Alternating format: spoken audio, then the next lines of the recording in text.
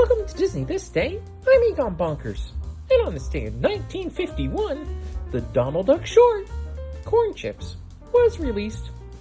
Donald and Chip and Dale are cleaning up snow on a winter's day.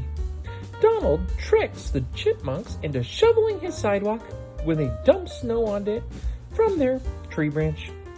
Wanting revenge, Chip and Dale sneak into Donald's house and take the popcorn he makes.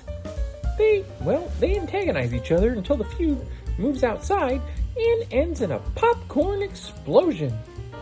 Donald is then forced to shovel the walkway, after all. And this short was released 75 years ago today. Did you see it? Did you love it? Were you rooting for Donald or Chip and Dale? I like Chip and Dale.